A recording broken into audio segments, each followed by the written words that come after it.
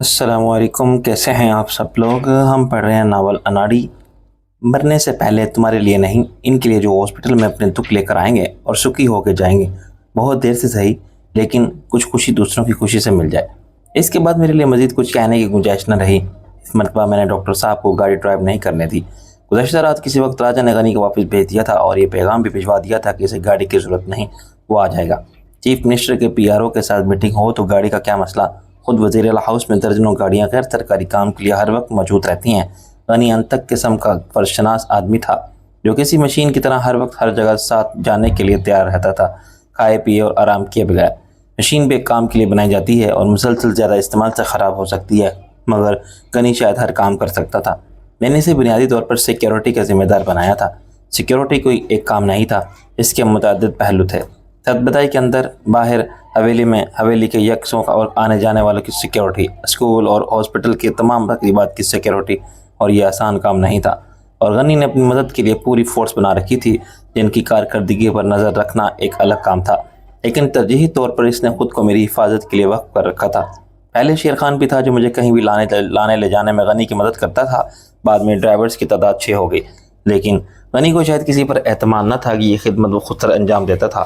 لاہور کا سفر عہدہ طے ہوا تھا کہ مجھے راجہ کی کال موصول ہوئی، یہ نواب صاحب کی سواری کدھر جا رہی ہے؟ تجھے معلوم نہیں؟ معلوم ہوتا تو تجھ سے کیوں پوچھتا؟ میں نے ابھی دیکھا۔ میں نے کہا میرا خیال ہے ہم شام تک یا رات تک لوٹ آئیں گے۔ میں ڈاکٹر مہدی حسن کے ساتھ جا رہا ہوں۔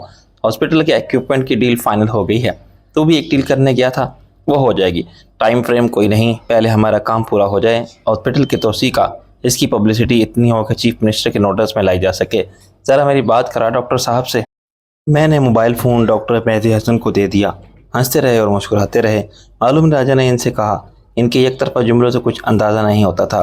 رات کو واپسی پر انہوں نے بتایا کہ راجہ نے کیا کہا تھا، اپنے برخوردار نواب صاحب کو سختی سے پٹا ڈال کے رکھیں اور ادھر ادھر کہیں نہ جانے دے۔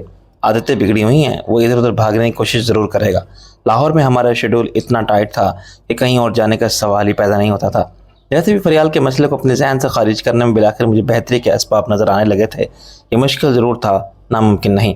تو اب کوئی مسئلہ ہی نہیں۔ وہ خود اپنے اور میرے تعلق کے مسئلے کو حل کرنے میں دن رات کوشاں تھی۔ کبھی میں سوچتا تھا کہ میری زندگی میں آنے والی ان 3 لڑکیوں نے کس طرح میری زندگی کو متاثر کیا تھا، تو مجھے ان میں سے کوئی بھی قدر مشترک نظر نہ آتی تھی، سوائے اس کے کہ وہ حسین تھی۔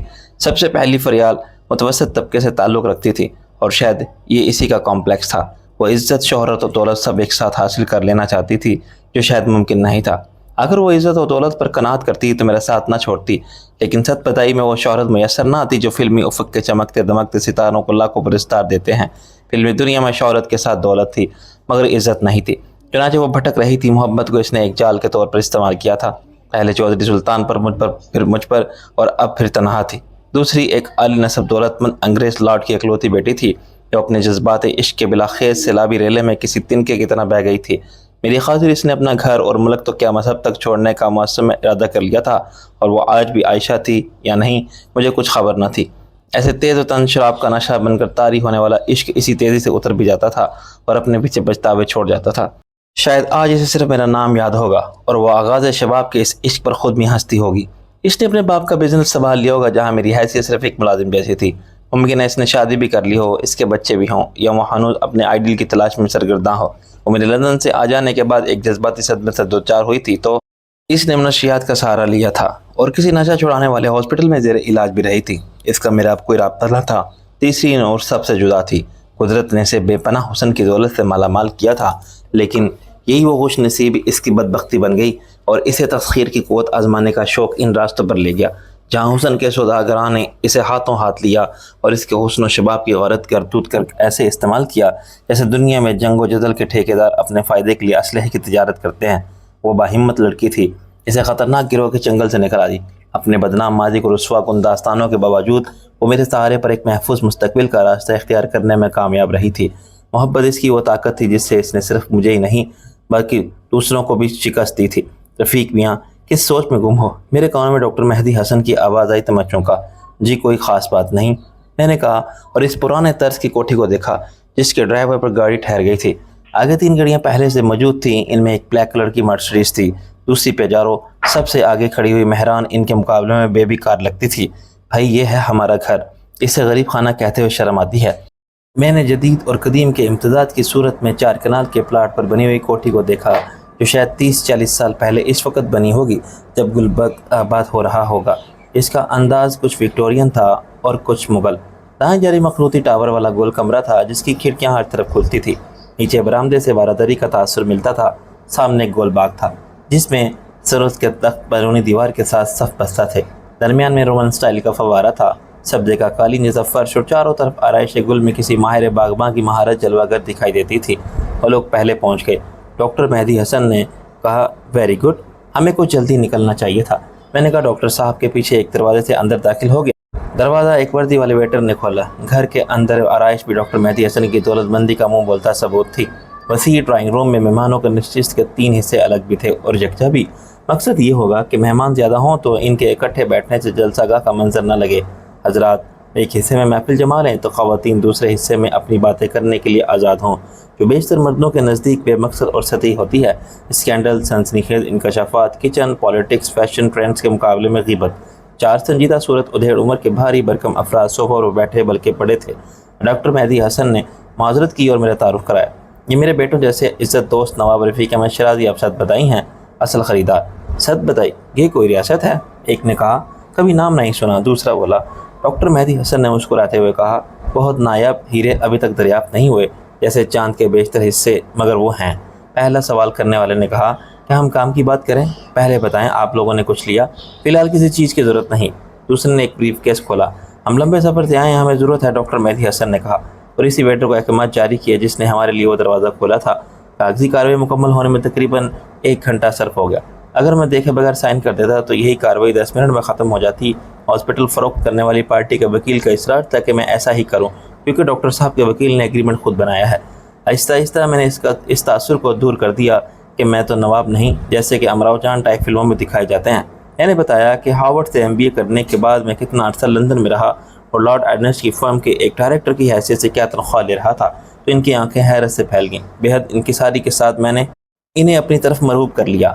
ہم سب نے ایگریمنٹ پر اپنے اپنے دستخط ثبت کیے کہ ڈاکٹر مہدی حسن کے وکیل نے پوری رقم کا پے آرڈر ان کے حوالے کیا اور انہوں نے رسمی طور پر چابیاں دے کر ہاتھ ملائے، ایک دوسرے کو مبارکباد دی، بیسٹ آف لک کہا اور رخصت ہو گئے۔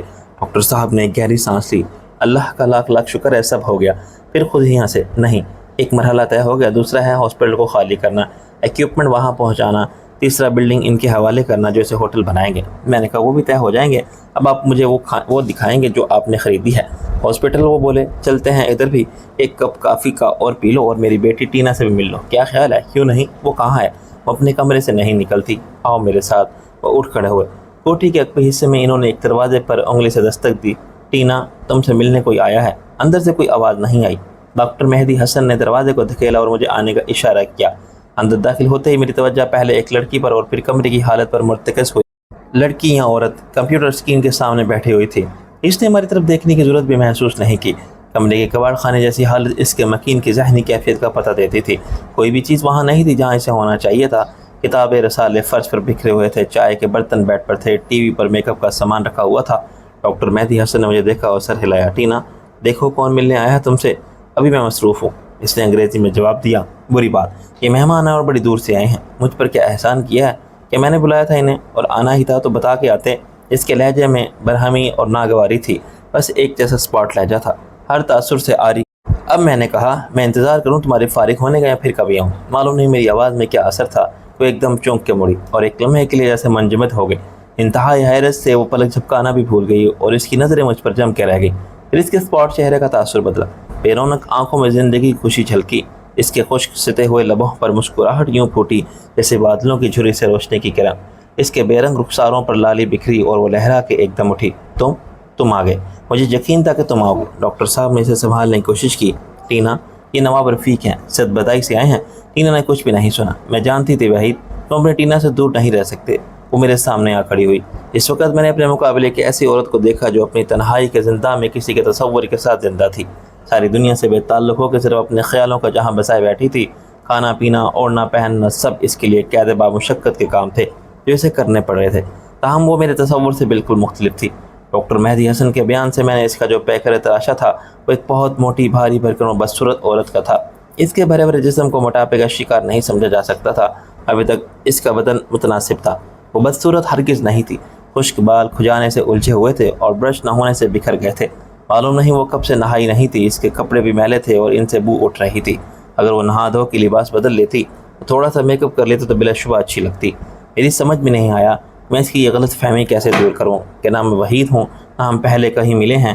جو ڈاکٹر مہدی حسن نے کسی وحید کے بارے میں کچھ نہیں بتایا تھا، وہ میرے مقابل فرتے جذبات میں کانپ رہی تھی اور آنسو اس کی آنکھوں سے خود بخود بہہ نکلے تھے۔ اتنی دیر کیوں کہ تم نے وحید؟ لندن اتنی دور تو نہیں ہے۔ ڈاکٹر مہدی حسن نے مجھے ہاتھ سے اشارہ کیا، جس کا مطلب میں نہیں سمجھ سکا تھا کہ مجھے کیا کرنا چاہیے۔ ٹینا کو سمجھانا چاہیے تھا کہ مجھے وحید سمجھنا اس کی غلط فہمی ہے، یا خاموشی رہنا چاہیے۔ وہ مجھ سے توقع کر رہی تھی کہ اس کے قریب کر کے اپنی باہوں میں سمیٹ لوں، سینے سے لگا لوں، چوموں اور کہوں کہ مجھے معاف کر دو۔ میں نے تمہیں بہت انتظار کرایا، لیکن اب میں آ گیا ہوں۔ اتنا میں نے سمجھ لیا تھا کہ وحید اس کا کوئی بچھڑا ہوا پیار تھا۔ مجھے ڈاکٹر مہدی حسن نے یہ ضرور بتایا تھا کہ ٹینا کا شوہر بھی ایک ڈاکٹر تھا، جس سے اس نے انگلینڈ میں شادی کی تھی، لیکن پاکستان واپس آنے کے بعد اسے شعبہ حادثات میں کچھ لوگوں نے اشتعال کی کیفیت میں قتل کر دیا تھا۔ لیکن کیا اس کا نام وحید تھا، یہ مجھے علم نہیں تھا۔ میں نے ڈاکٹر صاحب کو اشارہ کیا اور بڑے دکھی اور پشیمان چہرے کے ساتھ باہر چلے گئے۔ میں نے ٹینا کو شانوں سے تھام کے کرسی پر بٹھا دیا۔ وہ مسلسل بول رہی تھی اور رو رہی تھی۔ وحید، اب تم مجھے چھوڑ کے تو نہیں جاؤ گے نا؟ بولو۔ میں نے کہا، خود کو سنبھالو ٹینا، یہ کیا حالت بنا رکھی ہے تم نے اپنی؟ تم کیا تھی اور کیا بن گئی ہو؟ اپنے کپڑے دیکھو، حلیہ دیکھو۔ اس نے میرے کندھے پر سر رکھا۔ اب تم آ گئے ہو تو میں بھی ٹھیک ہو جاؤں گی۔ تم جانتے ہو کتنے اچھے کپڑے پہنتی تھی میں؟ تم کہتے تھے کہ عورت ہمیشہ عورت رہتی ہے، ڈاکٹر یا جنرل بن جائے، آپریشن تھیٹر ہو یا میدان جنگ، قابل یا باہر نظر نہیں آتی، بس خوبصورت اور دلکش نظر آنا چاہتی ہے، اچھے کپڑے اور میک اپ کے بغیر نہیں رہ سکتی۔ اچھا چلو اپنی حالت ٹھیک کرو، کب سے نہائی نہیں ہو؟ کیسے کباڑ خانے میں رہتی ہو؟ اتنی سلیقہ بنتی تم، میں سب کر لوں گی، بالکل ٹھیک ہو جاؤں گی۔ پہلے جیسے ہی تم آ گئے ہو نا، اٹھ کھڑی ہوئی۔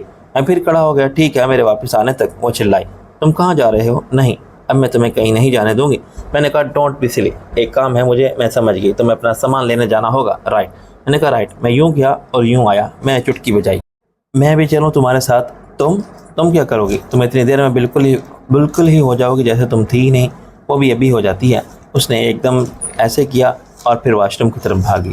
اس نے واش روم کی الماری میں سے ایک بلیک اور ریڈ جوڑا نکال کے دکھایا، تمہاری پسند۔ ٹینا، میری بات سنو۔ لیکن وہ واش روم میں گھس گئی۔ میں باہر آیا تو ڈاکٹر مہدی حسن چپ کھڑے دیوار کے ساتھ لگی تصویر کو دیکھ رہے تھے۔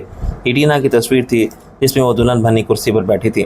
اس کے پیچھے شیروانی میں اور پگڑی میں دولہا بنا ہوا شخص مجھ سے ذرا بھی مشابہ نہیں تھا۔ دلہن ایک تو ہر لڑکی حسین ہی لگتی ہے، لیکن یہ کسی بیوٹی پارلر کی مہارت کا کرشمہ نہیں تھا۔ پرانی ٹینا واقعی حسین تھی۔ ان کے ساتھ جا کھڑا ہوا۔ یہ ٹینا کا شوہر وحید ہے۔ ڈاکٹر مہدی حسن نے دکھ کی نظروں سے میری طرف دیکھا۔ شوہر تو ہے، مگر اس کا نام وحید نہیں تھا، علی ظفر تھا۔ مجھے کچھ حیرت کا شوق لگا۔ پھر وحید کون ہے؟ انہوں نے بھی میں سر ہلایا۔ میں نے یہ نام ٹینا کے لبوں سے پہلی بار سنا ہے۔ کیا تم نے اسے بتا دیا کہ تم وہ نہیں ہو؟ یہ ممکن نہیں تھا شاید۔ میں نے کوشش نہیں کی۔ انہوں نے ایک دم میرا ہاتھ پکڑ کے کھینچا، چلو ہم نکل جائیں یہاں سے۔ ان کے ساتھ چل پڑا۔ بعد میں کیا ہوگا؟ کچھ بھی نہیں، وہ پھر پہلے کی طرح ہو جائے گی جیسی وہ 2 سال سے ہے اپنے کمرے کی قیدی۔ مجھے ان پر بہت ترس ہے۔ یہ ایک دکھی باپ کا دل بول رہا تھا۔ میرے سامنے کچھ شرمسار بھی تھے۔ اچانک ان کے سامنے ایک نام آ گیا تھا، وحید۔ کچھ کہنا مشکل تھا کہ اپنی بیٹی کی زندگی کے اصلاح سے واقعی بے خبر تھے، یہاں انجان بن رہے تھے۔ اگر یہ انکشاف تھا تو ایک صدمہ بھی تھا۔ ان کا یہ خیال غلط ثابت ہو گیا تھا کہ ٹینا کی یہ حالت شوہر کی موت کے بعد اس کی جدائی کے صدمے سے ہوئی تھی۔ خود میرے ذہن میں بہت سے الجھن پیدا کرنے والے سوالات اٹھ رہے تھے۔ شوہر کا نام علی ظفر تھا تو پھر وحید کون تھا؟ وحید مراد عبدالوحید یا وحید خان؟ ٹینا کے ذہن میں علی ظفر کی موت کو قبول کر لیا تھا۔ یہ مان لیا تھا کہ اب وہ لوٹ کے نہیں آ سکتا، مگر اسے وحید کا انتظار تھا۔ امید تھی، یقین تھا کہ وہ ضرور آئے گا۔ کیا وحید اس سے محبت کرتا تھا یا وہ وحید کو چاہتی تھی؟ اور یہ محبت یک طرفہ تھی کہ دونوں طرف تھی، آگ برابر لگی ہوئی۔ کب لگی تھی یہ آگ؟ شادی سے پہلے لگی تھی تو اس نے علی ظفر کی بیوی بننا کیوں قبول کیا؟ لندن میں اس کو مجبور کرنے والا کون تھا؟ یہ فیصلہ اس نے اپنی مرضی سے کیا ہوگا۔ پھر 2 سال بعد وحید کے آنے کا انتظار کیوں؟ مجھے اچانک ایک اور خیال آیا، کہیں یہ انہی 2 سالوں کی محبت تو نہیں؟ اپنی تنہا زندگی میں اس نے انٹرنیٹ پر کسی کو دوست بنا لیا ہو۔ وقت گزاری کا یہ بھی ایک طریقہ ہے، اور کوئی اس کی زندگی کے دکھ میں شریک نہ تھا، کوئی اس کا فسانہ غم نہیں سنتا تھا۔ شاید انٹرنیٹ پر کسی نے اس کی سنی، اس کے غم ساری کی وہ اس جیسا ہی کوئی تھا۔ دونوں ایک دوسرے کے شریک غم ہو گئے، اپنا دکھی دل ایک دوسرے کو دکھاتے رہے، اور یہ ہمدردی دوستی میں بدلی، پھر محبت میں۔ انٹرنیٹ پر ایسا ہوتا ہے، 2 دنیاؤں کے اجنبی مل جاتے ہیں تو اجنبی نہیں رہتے۔ گاڑی پھر رکی تو میں نے ایک 6 منزلہ عمارت کو دیکھا جو شاید 2 کنال پر محیط تھی۔ ڈاکٹر مہدی حسن نے چابی سے دروازہ کھولا۔ وہ کچھ خاموش ہو گئے تھے۔ ان کی خوشی پر افسردگی سے زیادہ ندامت غالب آ گئی تھی۔ وہ مجھ سے نظریں چرا رہے تھے۔ جیسے انہیں ڈر ہو کہ کہیں میں ان سے وحید نام کے اس شخص کے بارے میں سوالات نہ شروع کر دوں جیسے وہ بالکل نہیں جانتے تھے، مگر ان کی بیٹی اس کے لیے چشمے بر رہا تھی۔ میں نے انہیں مبارکباد دی، یہ تو بڑی اچھی جگہ ہے، کیونکہ نہ ہم خود یہاں ہوٹل بنا لیں۔ وہ مسکرانے لگے، تم چلا سکتے ہو تو ضرور بناؤ۔ ہاسپٹل کے گراؤنڈ فلور پر ریسیپشن کاؤنٹر تھا، او پی ڈی کا بھی حال تھا، آگے ڈاکٹروں کے کمرے تھے، ان کے باہر لگی ہوئی تختیاں ابھی تک موجود تھیں۔ میں نے آپریشن تھیٹر دیکھا تو حیران رہ گیا۔ ایک لمحے کے لیے مجھے افسوس ہوا کہ اتنی محنت اور مہارت سے بنایا گیا آپریشن تھیٹر استعمال نہ ہوا۔ ہر چیز پر دھول مٹی کی طے تھی، آپریشن ٹیبل، لائٹس، آپریشن کے دوران استعمال ہونے والی مشینری اور مانیٹر۔ میں نے یہ سب ست بدائی کے ہاسپٹل میں تصور کیا تو افسوس پر خوشی کب آ گئی۔ میرا حوصلہ اور عزم دو چند ہو گیا۔ ایک کمرے میں ایکس رے مشین پر پلاسٹک پڑا ہوا تھا، مشین غالباً استعمال ہی نہیں ہوئی تھی۔ ساتھ والا کمرہ پیتھولوجیکل لیبارٹری کا تھا۔ میں نے کہا، ڈاکٹر صاحب، میں بتا نہیں سکتا کہ میرا دل اس وقت کیا محسوس کر رہا ہے۔ آپ نے وہ کام کیا ہے، میں نے نہیں، تم نے وہ کام کیا ہے کہ خدا نے مجھے تمہارے پاس بھیجا۔ ابھی اور لوگ بھی آئیں گے میری طرح، تم دیکھنا۔ آپ کا کیا خیال ہے، اس تمام ایکوپمنٹ کو یہاں سے اٹھانے اور ست بدائی پہنچانے، لگانے اور استعمال کرنے میں کتنا وقت لگے گا؟ ڈاکٹر مہدی حسن نے سوچ کے کہا، یہ وہی لوگ بتا سکتے ہیں جو یہ کام کرتے ہیں، لیکن ایک بات مجھے معلوم ہے، اگر مجھے یہ ساز و سامان باہر سے منگوانا پڑتا تو نہ جانے کہاں سے اجازت نامہ، NOC، امپورٹ لائسنس اور منظوری لینا ضروری ہوتا۔ سرکاری سرخ فیتے والی ہر فائل کو آگے بڑھانے کے لیے رشوت کے پیسے لگانے پڑتے، پھر باہر کی فرموں کو آرڈر دیتے ہی مال نہیں مل جاتا، جیسے پرچون کی دکان سے دال چاول مل جاتے ہیں۔ بعض اوقات، بلکہ اکثر اوقات، ان کے پاس پہلے کے آرڈر ہوتے ہیں، نہ ہو تب بھی یہ سامان وہاں سے روانہ کیے جانے اور یہاں موصول ہو کے ہم تک پہنچنے میں جو وقت لگتا ہے، شاید سال بعد ہم اس قابل ہوتے۔ میں نے کہا، اس کا کچھ اندازہ بھی مجھے ہے، یقیناً یہ ہماری قسمت ہے کہ سب کچھ فوراً ہو گیا۔ میں بات کر رہا تھا اس وقت کی جواب لگے گا۔ میں نے کہا نا، یہ آسان کام نہیں ہے۔ اگر مہینے بھر میں ہو جائے تو میں سمجھوں گا جلدی ہو گیا۔ میں کچھ اور سوچ رہا تھا، شامی کے بارے میں، اسے مزید ایک مہینہ اسی حالت میں گزارنا پڑے گا۔ فوراً کیا ہو سکتا ہے ڈاکٹر صاحب، اگر ہم اسے یہاں لے آئیں، اس کی سرجری ہو جائے، یہاں تو سب سیٹ ہے، تھوڑی سی صفائی ستھرائی چاہیے، وہ 1-2 دن میں ہو جائے گا، مشینری کو ہم آپریشن کے بعد ہٹائیں۔ Wait is very much possible. بہت اچھا خیال آیا تمہارے دماغ میں، اور بر وقت کل پرسوں میں صفائی ہو جائے گی تو آپریشن ممکن ہے۔ صفائی کون کرے گا، اور اس کے بعد ٹیسٹنگ کے سب ٹھیک ہے، قابل استعمال ہے یا نہیں، دیکھا جائے گا۔ اس کی فکر مت کرو، 40 سال گزرے ہیں یہاں میں نے اسی پیشے میں۔ آپریشن تھیٹر کا اسٹاف، پیرامیڈکس، ٹیکنیشین، اماون ڈاکٹر سب آ جائیں گے اس آپریشن کے لیے۔ ان سے بات بھی کر لیں گے کہ کون ست بدائی جانے کے لیے راضی ہے۔ آج کل بے روزگاری کا مسئلہ ہے۔ میں نے کہا، آپ اچھا اور تجربے کار اسٹاف لے جانے کے لیے میری طرف سے ہر آفر دے سکتے ہیں، ڈبل تنخواہ، رہائش، خوراک، آمد و رفت کی سہولت، وہ میں کر لوں گا۔ انہوں نے میرے کندھے پر تھپکی تھی۔ اب رات ہو گئی تھی۔ ڈاکٹر مہدی حسن نے دروازہ بند کیا اور میرے ساتھ گاڑی میں بیٹھ گئے۔ میں نے غنی سے کہا کہ پہلے MM عالم روڈ چلیں، ہم کھانا کھا کے واپسی کا سفر اختیار کریں گے۔ اس نے گاڑی کا رخ موڑا ہی تھا کہ ڈاکٹر مہدی حسن کے فون کی بیل بج اٹھی۔ انہوں نے ہیلو کے بعد بڑی پریشانی اور تشویش سے اچھا کہا، پھر کچھ سوچتے رہے اور بولے، اچھا میں آتا ہوں۔ میں نے پوچھا، خیریت ہے ڈاکٹر صاحب؟ ہاں، تم مجھے گھر چھوڑ دو اور جاؤ، میں کل آؤں گا۔ میں نے پھر پوچھا، آپ پریشان لگ رہے ہیں؟ خلاف توقع وہ برہم ہو گئے۔ بھائی، کچھ کام پڑ گیا ہے مجھے، کیا ضروری ہے کہ تمہیں ہر بات کی تفصیل بتائی جائے؟ ظاہر ہے اس کے بعد کوئی سوال کرنا مناسب نہیں تھا۔ میں نے انہیں گھر کے دروازے پر چھوڑتے وقت پوچھ لیا، کل آپ کو جب آنا ہو بتا دیں، گاڑی آ جائے گی۔ انہوں نے اجرت میں کہا، ہاں بتا دوں گا، اور فوراً اندر چلے گئے۔ انہوں نے مجھ سے اندر آنے کے لیے نہیں کہا۔ اب تک ایک بہت بڑا کام ہو جانے کی جو خوشی تھی وہ تشویش میں بدل گئی۔ جس میں کوئی شک نہ تھا کہ گھر سے آنے والا فون ان کی بیٹی ٹینا نے کیا ہوگا، یا گھر کے ملازم نے ٹینا کے بارے میں کوئی ایسی اطلاع دی ہوگی جس نے ڈاکٹر صاحب کو بدحواس کر دیا۔ میں نے ارادہ بدل کے غنی سے واپس ست بدائی چلنے کے لیے کہا، اور سوچنے لگا کہ کیا اس نفسیاتی مریضہ نے بعد میں اپنے وضیحت کو نہ پا کے کوئی ہنگامہ کیا تھا یا کوئی انتہائی قدم اٹھا لیا تھا، مثلاً اقدام خودکشی۔ ست بدائی کی حویلی میں آج کے دن کی رپورٹ نے بڑا جوش اور جذبہ پیدا کیا۔ ہم سب رات گئے تک شامی بادشاہ کے پاس بیٹھے رہے۔ یہ اس کے لیے بڑی امید افزا خبر تھی کہ وہ 2 دن بعد اس کا آپریشن ہو جائے گا، مشینری اس کے بعد اکھاڑی جائے گی۔ ہم اس مشینری کو یہاں لگانے کا پلان ڈسکس کرتے رہے۔ اس بات پر مکمل اتفاق رائے تھا کہ جلدی نہ کی جائے۔ اس کے لیے ہاسپٹل کی موجودہ عمارت میں ایک الگ بیرک بنائی جائے۔ غنی کے خیال میں موجودہ بیرک کے برابر دوسری بیرک کی تعمیر 1 ماہ میں مکمل کی جا سکتی تھی۔ شہناز کے ساتھ احمد حسن کی رائے بھی یہ تھی کہ اگلے مرحلے میں وہ بیرکس بنا کے زنانہ اور مردانہ وارڈ بنائے جائیں، یہاں مریضوں کو داخل کیا جائے۔ پھر رفتہ وارڈوں کی تعداد میں اضافہ ہو۔ نصب و شب کے قریب سب سونے کے لیے اٹھ رہے تھے کہ غنی نے ایک ایمبولینس میں ڈاکٹر مہدی حسن کے آنے کی اطلاع دی۔ تب سے آگے میں آ گیا۔ ایمبولینس اس وقت تک برآمدے کے ساتھ کھڑی ہو گئی تھی۔ میں نے ڈاکٹر مہدی حسن کا افسردہ، پریشان اور دکھی چہرہ دیکھا۔ وہ چپ کھڑے تھے۔ پیچھے سے ایک اسٹریچر نکالا جا رہا تھا۔ اسٹریچر پر ٹینا کسی مردے کی طرح لیٹی ہوئی تھی۔ باقی سب لوگ اس صورتحال کو سمجھنے سے قاصر تھے۔ اور برآمدے میں ہی رک گئے تھے۔ راجہ نے میری طرف سے والی نظروں سے دیکھا۔ میں نے اسے آنکھوں میں صبر سے کام لینے کا اشارہ کیا اور سیڑھیاں اتر گیا۔ احمد حسن اس وقت تک اپنی بہن کے پاس پہنچ چکا تھا۔ ڈیڈی، اس سے کیا ہوا؟ مہدی حسن نے اس کے کندھے پر ہاتھ رکھا۔ کچھ نہیں، شی از اوکے، اسے اندر لے جاؤ، لٹاؤ۔ احمد حسن کو اس جواب نے مطمئن نہیں کیا۔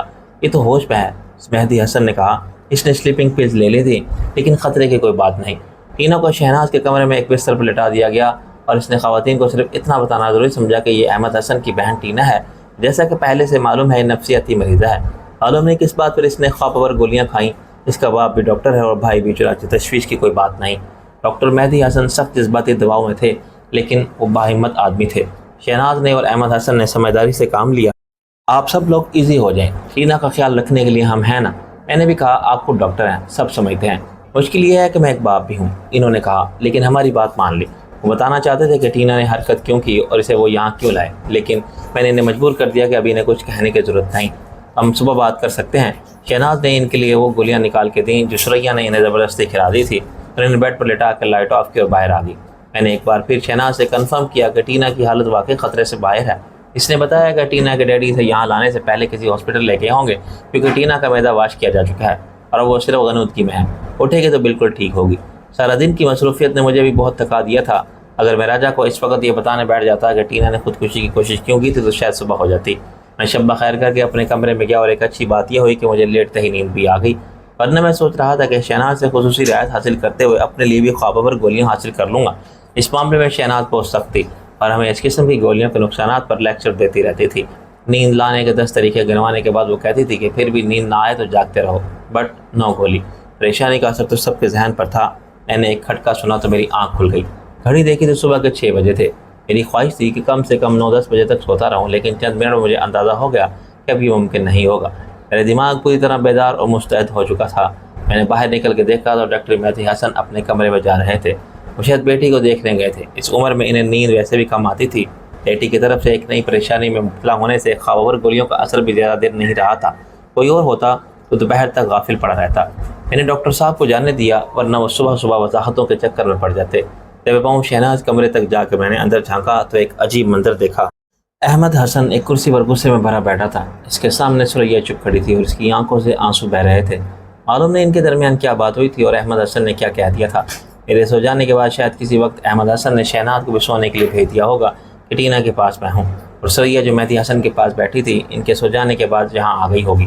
میں نے یہ ظاہر نہیں ہونے دیا کہ تھوڑا سا دروازہ کھلا تھا، چنانچہ میں نے یہ سین دیکھ لیا اور دبے پاؤں واپس چلا گیا۔ مجھے سریا پر افسوس ہوا۔ اس بیوقوف لڑکی کو احمد حسن بھاگ گیا تھا۔ معلوم نہیں یہ محبت تھی یا مصلحت، دل کی بات تھی یا دماغ کی۔ حویلی میں اسے تحفظ حاصل تھا اور یہ موقع ملا تھا کہ وہ ایک پرمسرت زندگی کے خوابوں کو تعبیر دے سکے۔ اس کے لیے ایک ایمرجنسی پلان کے تحت اس نے احمد حسن کا انتخاب کر لیا تھا۔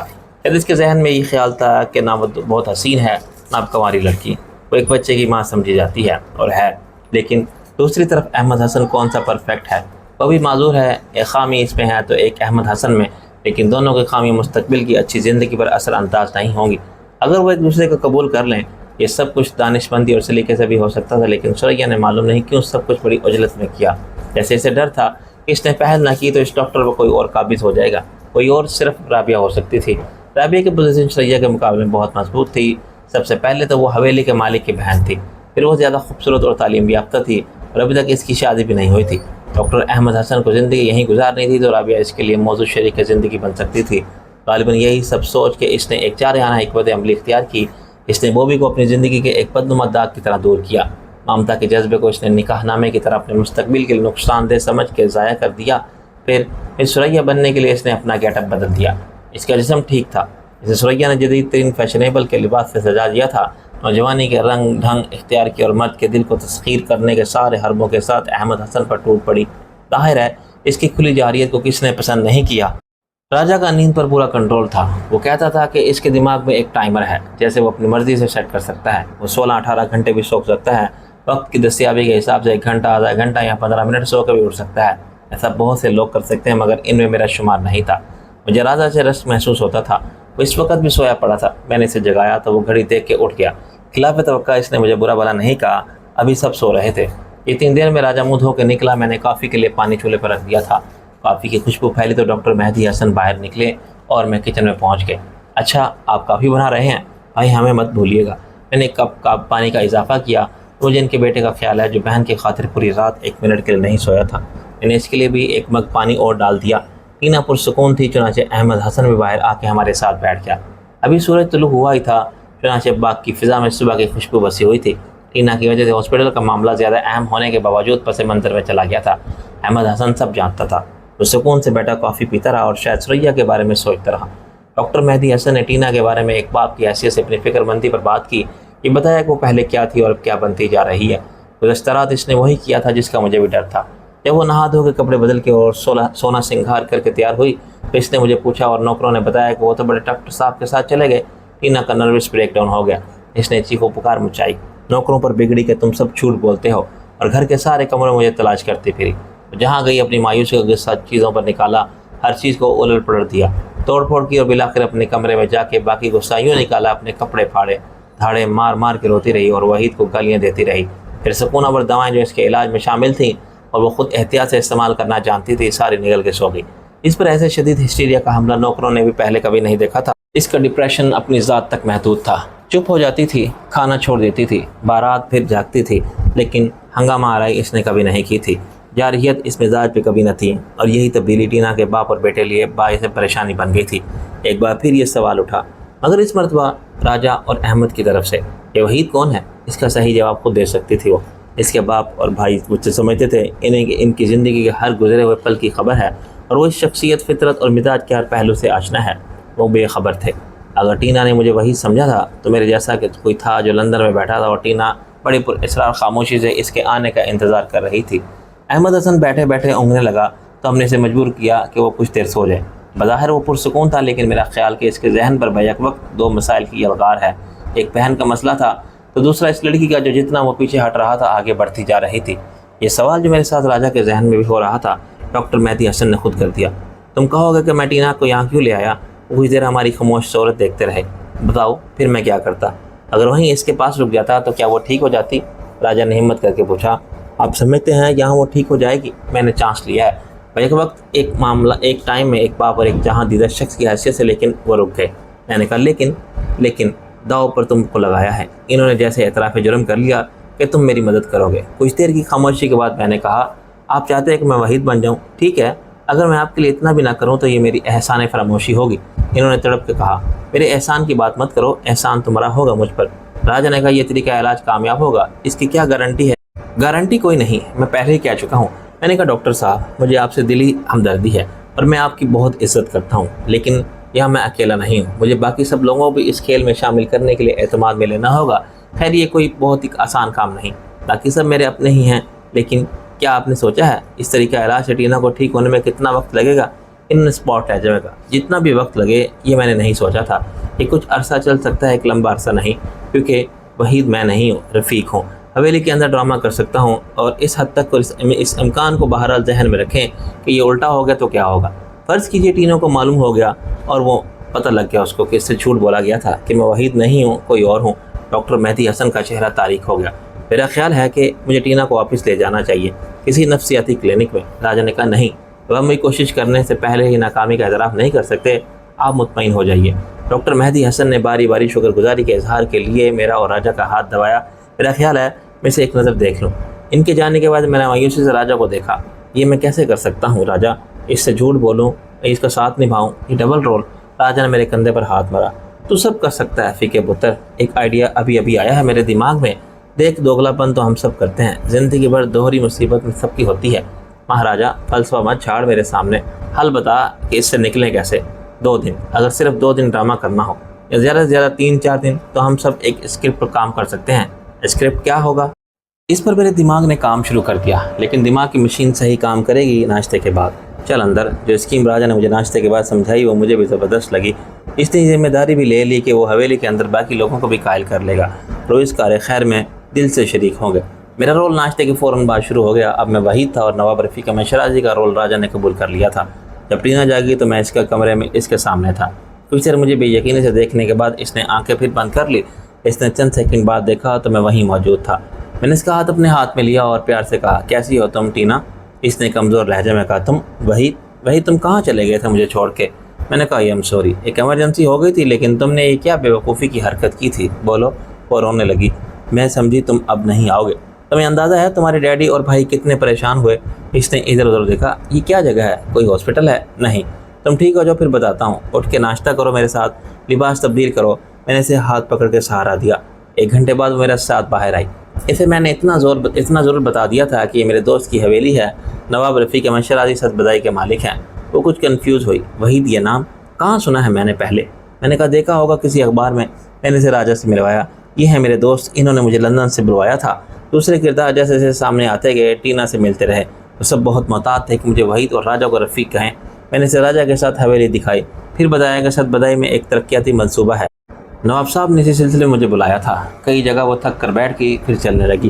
حویلی نے اسے محصور کر لیا تھا۔ پھر کیا سوچا ہے تم نے؟ یہ تو بڑی اچھی بات ہے کہ تم آ جاؤ تو میں بھی آ جاؤں گی۔ تم یہاں رہو گے؟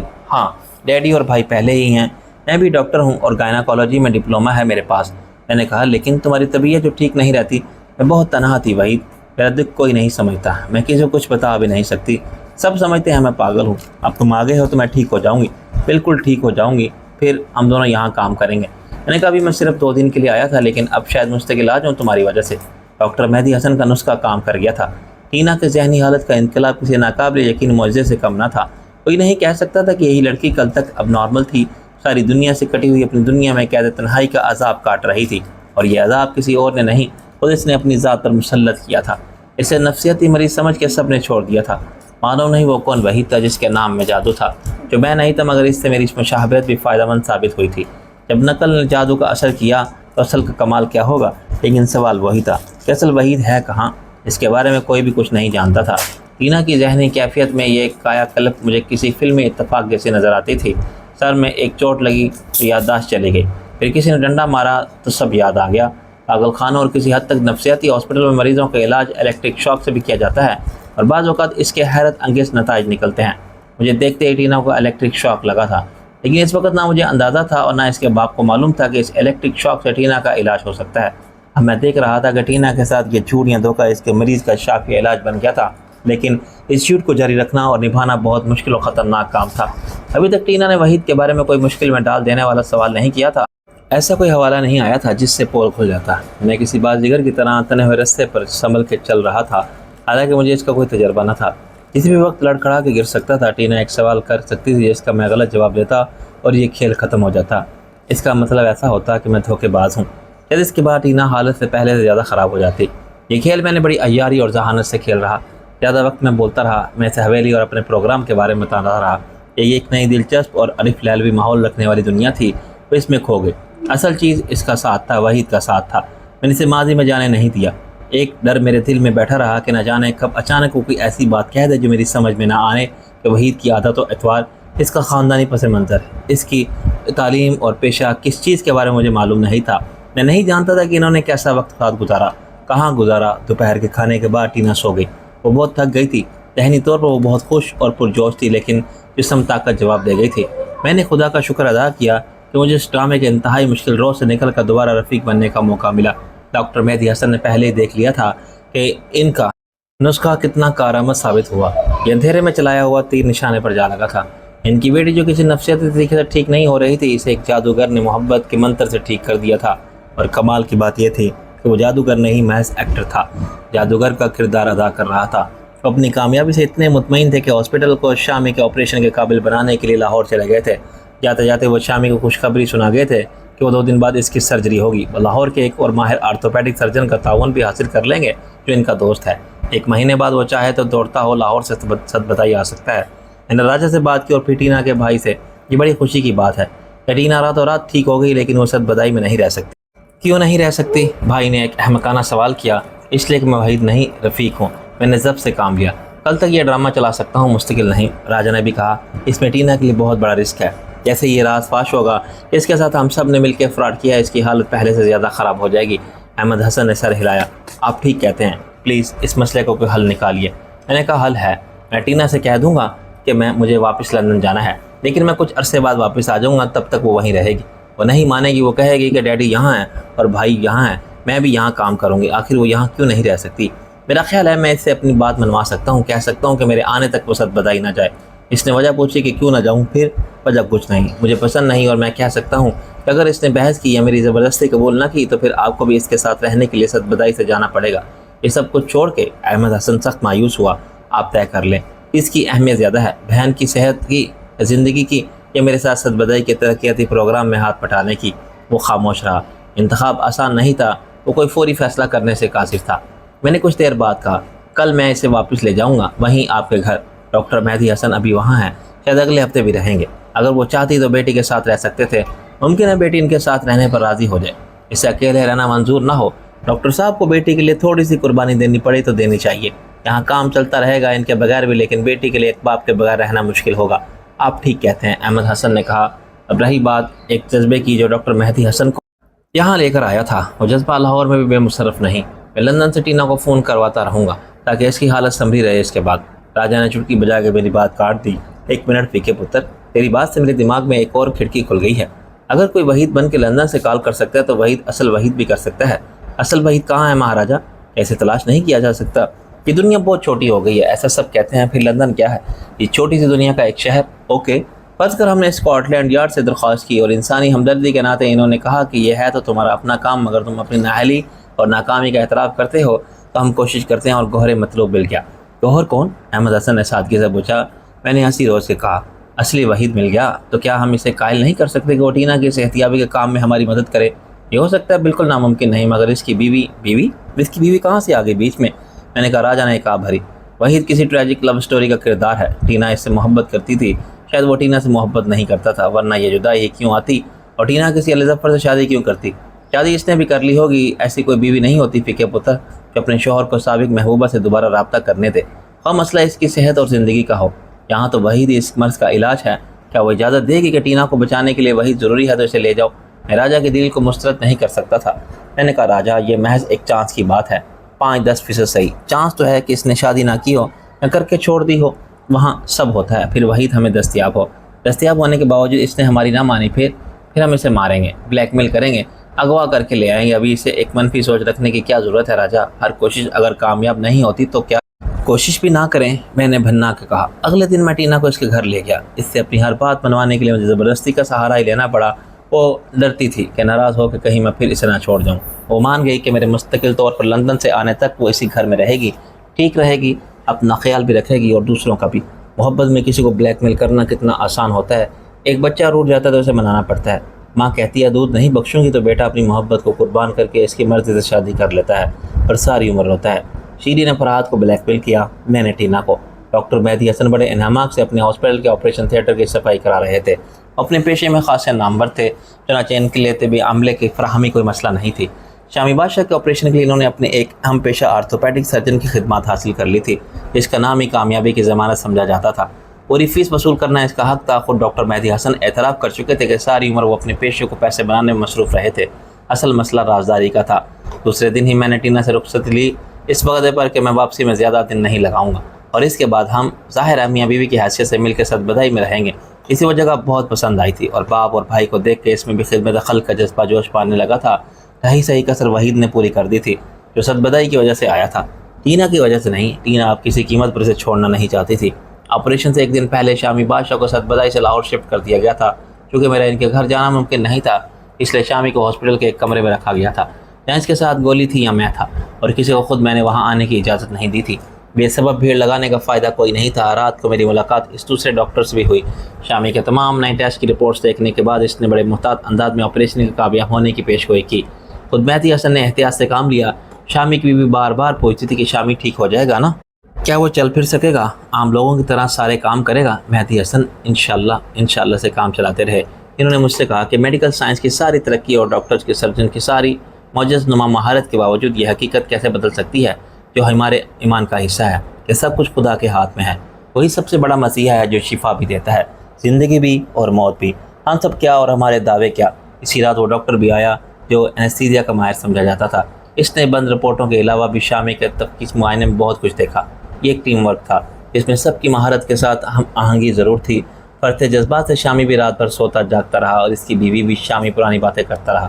وہ کیا تھا، کیا بن گیا، اس نے کیا کچھ کیا، کیا دیکھا، زندگی سے کیا سبق سیکھا، کیا پایا، کیا گوایا۔ اب ایک نئی زندگی ملے گی تو وہ کیسے گزارے گا، کیا کرے گا۔ آپریشن 7 گھنٹے جاری رہا۔ میرے پاس پل پل فون آتے رہے، کبھی راجہ کا تو کبھی شہناز کا یا ڈاکٹر احمد حسن کا۔ آپریشن تھیٹر کے بارے میں ہمارے لیے کرسیاں رکھتی گئی تھیں، میں نے وہیں بیٹھ کے چائے کافی پی، کھانا کھایا اور گولی کو بھی کھلایا۔ بالآخر 4 بجے شامی کو ایک اسٹریچر پر باہر لایا گیا، وہ بے ہوش تھا۔ آپریشن پوری طرح کامیاب رہا تھا اور ڈاکٹروں کی ٹیم پر امید تھی کہ مہینے بھر میں وہ اتنا ہی فٹ ہو جائے گا جتنا پہلے تھا۔ یہ پورا مہینہ اسے ڈاکٹر مہدی حسن کے گھر میں رکھنے کا فیصلہ بھی کیا گیا۔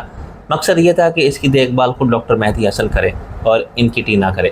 گولی سب سے زیادہ جذباتی ہو رہی تھی، وہ بار بار خوشی سے آنکھوں میں آ جانے والے آنسو پوچھتی تھی اور میرے ساتھ ڈاکٹر مہدی حسن کے ہاتھ چومتی تھی۔ ہمارے منع کرنے کے باوجود وہ بار بار کہتی تھی کہ یہ آپ کا احسان ہے، آپ دوست نہیں فرشتے ہو، آپ نے مجھے بھی خرید لیا ہے۔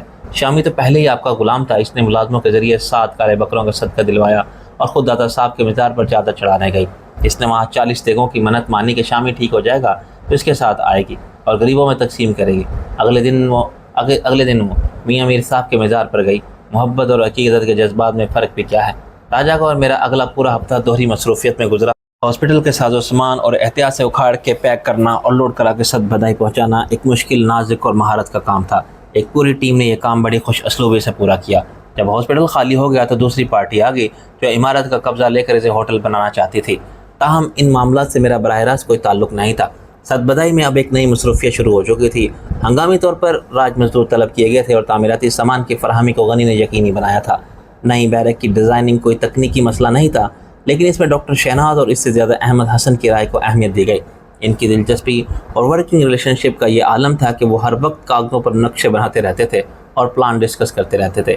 ایک دن راجہ پھولا ہوا منہ لے کر آیا، یار اب کچھ نہ کچھ ہوگا، لڑکا یا لڑکی، ریشم و غنی کیا چاہتے ہیں وہ جائیں پھاڑ میں، یہ لنگڑا مارا جائے گا، میں اس کی دوسری ٹانگ بھی توڑ دوں گا، اس نے میری بیوی کو پھنسا لیا ہے، آپ غالباً ہونے والی بیوی کا حوالہ دے رہے ہیں، اسے مذاق مت جان پی کے پتر، یہ جو ڈاکٹر ہوتی ہیں نا دل سے یہ ڈاکٹر ہی کو چاہتی ہیں، مجبوری میں صحافی سے دل لگا لیا تھا، مجبوری میں تو شیر بھی گھاس کھاتا ہے، آدمی ٹنڈے کھاتا ہے، میں نے کہا چل صبر کر، جوڑے آسمانوں پر بنتے ہیں تجھے بھی مل ہی جائے گی کوئی اور صحافی نہ صحیح رپورٹر، لیکن یہ سب تیری وجہ سے ہوا۔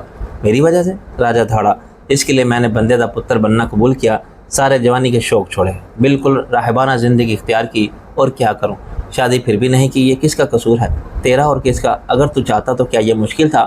بلا لیتا کسی قاضی کو، 100 روپے دے کر ہمیں پکڑ کے سامنے بٹھا دیتا، 10 روپے کے چوارے خرچ ہوتے، باراتی سب موجود تھے، ہم کیا انکار کرتے؟ مجھ پر رکت طاری ہو رہی ہے، آج میرا باپ ہوتا تو میری کب کی شادی ہو جاتی، اب تک 4-6 بچے ہوتے ہمارے، کیا پتہ ان کے بھی بچے ہوتے۔ میں نے کہا راجہ تیری بات میرے دل میں تیر کی طرح لگی، بس اب مزید دیر نہیں ہوگی، بچے آج سے تو مجھے اپنا باپ سمجھ، اگلے مہینے تیرا بیاہ پکا۔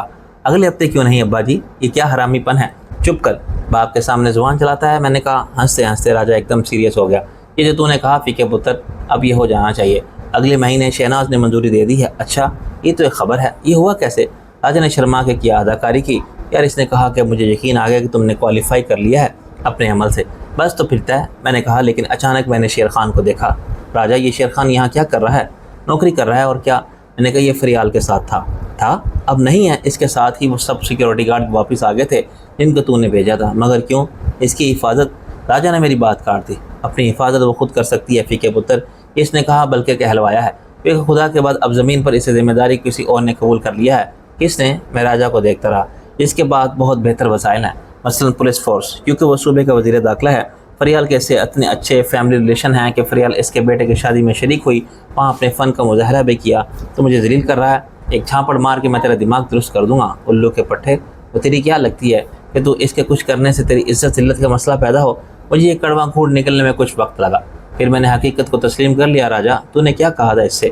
اب چھوڑ، یہ بہت ضروری تھا، ایسا مجھے کرنا پڑا، حق میرا صرف تجھ پر تھا، لیکن ایک ذہن نہیں سمجھتا تھا تو دوسرے کو بھی سمجھانا چاہیے۔ میرا سارا خلوص اور میری ساری نیک نیتی یک طرفہ طور پر تیرے لیے تھی اور ہے۔ فریال سے میرا تعلق تیرے واسطے سے تھا، اور آئندہ بھی جو عورت تیری زندگی کے سفر میں تیرے ساتھ ہوگی اس کے ساتھ میرا بھی رشتہ ہوگا۔ جب فریال نے از خود یہ تعلق برقرار نہیں رکھا تو میں اور ہم سب کا تعلق صرف تجھ سے رہ گیا۔ میں نے کہا پھر بھی کیا کہا تو نے؟ یار تو خود بھی اندازہ کر سکتا ہے، یہی کہا میں نے کہ خاتون آپ اب میرے دوست کی جان بخشی کریں۔ بہت استحصال کر لیا آپ نے اس کا، اس نے ٹھیکہ نہیں لیا تمام عمر آپ کا خیال رکھنے کا اور بیوقوفی کیا میں نے، تو اس سے میں ختم کرتا ہوں۔ اگر صوبائی وزیر داخلہ سے آپ کے مراسم ہیں تو آپ کو کس بات کی کمی؟ گارڈز آپ کے دروازے پر ہوں گے، آپ کی گاڑی کے آگے پیچھے چلیں گے، اب تو آپ پر لازم ہے کہ رفیق کی مدد کریں۔ اس کے خلاف جو ذاتی اناد رکھتے ہیں محترم وزیر داخلہ وہ ختم ہو، رفیق کے خلاف مقدمات داخل دفتر ہوں اور اس کے دشمنوں کا کھانا خراب ہو۔ اور عاصم سے فائدہ اٹھائیں مس فریال، اور وہ سنتی رہی تیری بکواس، تھپڑ نہیں مارا تیرے منہ پر، نہیں۔ حالانکہ مجھے بھی اس کی پوری توقع تھی۔ اس نے کہا کہ راجہ صاحب آپ مطمئن ہو جائیں، آج کے بعد رفیق پر میری کوئی ذمہ داری نہیں، نہ میری وجہ سے اس کے لیے مسائل پیدا ہوں گے، بلکہ ویسا ہی ہوگا جیسا آپ نے کہا۔ خود میں نے یہی سوچ کے عجب خان کریلا کو خود فون کیا تھا کہ میں آپ کے بیٹے کی شادی میں آؤں گی، آپ مجھے مدعو کریں عزت کے ساتھ، ہم فنکار لوگ ہیں اور آپ فن کے قدرداں۔ بس وہ چڑھ گیا بانس پر، خود آگے دعوت نامہ لے کر 1 لاکھ کا چیک بھی دیکھ دیا تھا۔ میں نے پھاڑ کے پھینک دیا کہ آپ نے تو حسن سلوک سے میرا دل جیت لیا ہے، میں نے اسے کھانے کے لیے روکا تھا، وہ رات وہیں رک گیا۔